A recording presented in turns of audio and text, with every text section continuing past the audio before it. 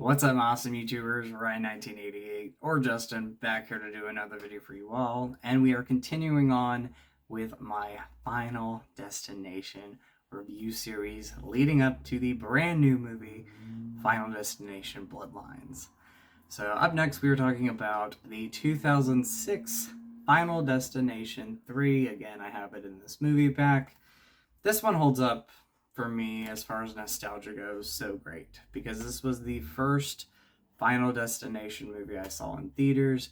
I was definitely a fan of the first two movies before going into this film, and this was also one of the first R-rated movies I can go to the theaters by myself and see, so that was really cool as well.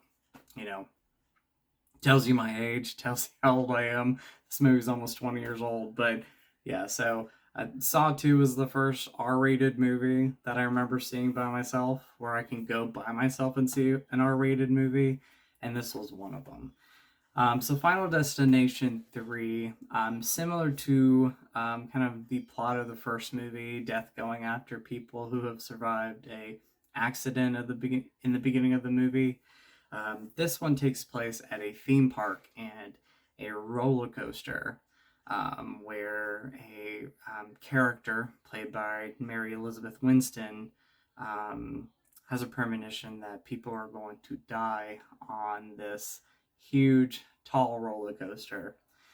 And when she has this premonition, a group of people, like with her, get off the roller coaster and others die, including her boyfriend and best friend in this movie. And so after this incident happens, death again goes after these characters one by one. However, there is a twist in this movie. Every one of these movies has sort of a twist. And in this case, this movie, if you kill the last remaining survivor of this group of people, everybody else who has not died yet will survive. So that is the concept of this movie.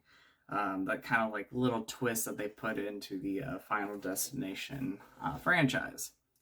So I think this one, while it is not my favorite, it is high up there as my favorite. I think the kills are like, put up, what's the word I'm looking for? The kills are, put up to the ante.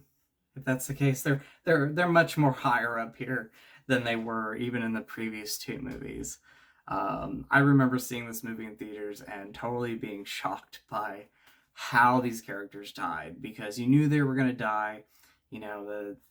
What I love about most of the Final Destination movies is, you have this build up towards somebody's death, and you're thinking, are they going to die that way? Are they going to die this way? And they wind up surprising you, like when you first see these movies, how they die. And that's the more interesting thing about the Final Destination movies now that we're in the third film of the franchise. And again, I think the kills are definitely up there now, and they're getting more creative and sometimes more over the top, but still great. Still great. I know it's crazy to say about kills in a horror movie, but as a slasher movie fan, as somebody who has been watching horror movies pretty much their whole life, a lot of sci-fi memories and watching them on VHS, it's fun to see how people meet their demises in these movies, especially the Final Destination franchise. And so the kills are great. Overall, I have to say the cast is great. Mary Elizabeth Winstead does a great job. All the main actors do a really good job in this film. This is the first one where you don't see Tony Todd in this movie. I forgot to mention he was in the second movie. Again, he had a part in that film. Not a big part, but his performance, really stood out in that movie. But in this movie, this is kind of an Easter egg if you don't know. The roller coaster that they're going on, there's a huge statue of a devil-like character, or the devil, standing outside the roller coaster. and on the intercom you hear a voice, and it's actually Tony Todd's voice. You probably know that, but if you didn't, that's an Easter egg, or a nice little trivia there for you. Again, I think the story, they wanted to throw in something original in there. Again, with if you kill the surviving, or the last of the survivors in this movie, you won't die. So everybody else will survive before they meet their demise if they kill the last remaining person. So little cool twist in it.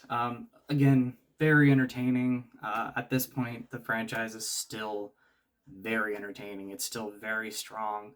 I love this movie. It's one of my personal favorites of the franchise, and it's definitely up there, as one of the best. So Final Destination 3, absolutely love it. If you haven't seen it, maybe you've only seen the first movie or the first two films, this is one of the best. It is such a strong movie in the franchise, and I highly recommend watching it, or give it a rewatch if you haven't seen it in a while.